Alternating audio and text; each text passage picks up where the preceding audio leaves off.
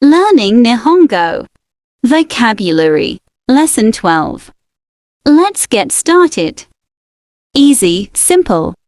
簡単、簡単、 Near, 近い、近い、 far, 遠い、遠い、 fast, early, 早い、早い、 slow, late, 遅い、遅い、 many, much, 多い、多い、 many people, 人が多い、人が多い、 few, a little, 少ない、少ない、 few people, 人が少ない、人が少ない、 warm, 暖かい、暖かい、 cool, 涼しい、涼しい、 sweet, 甘い、甘い、 spicy, hot taste, 辛い、辛い、 heavy, 重い、重い、 light, not heavy, 軽い、軽い、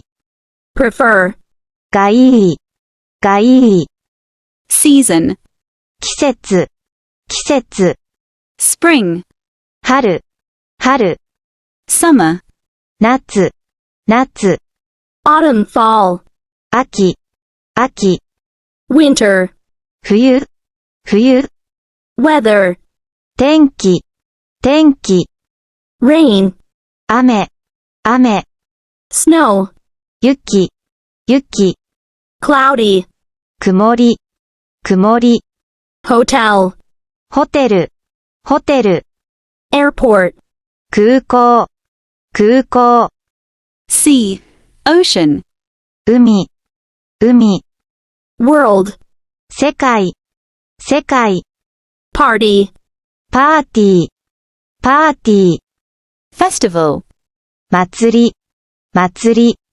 examination, 試験、試験、 sukiyaki, beef and vegetables hot pot, すき焼き、すき焼き、 sashimi, sliced raw fish, 刺身、刺身、 sushi, vinegared rice topped with raw fish, 寿司、寿司、 tempura, seafood and vegetables deep fried in batter, 天ぷら、天ぷら、 flower arrangement, 生け花、生け花、 practice flower arrangement, 生け花をします。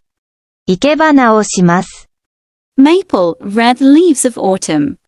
もみじ、もみじ、 Which one? Between two things. どちら、どちら、 Any, either, both.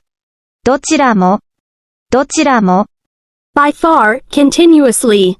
ずっと、ずっと、 For the first time. 初めて、初めて、 I'm home. ただいま、ただいま、 Welcome home. おかえりなさい、おかえりなさい、 That's amazing. すごいですね、すごいですね、 But, でも、でも、 I'm tired. 疲れました、疲れました、 Hong Kong. 香港、香港。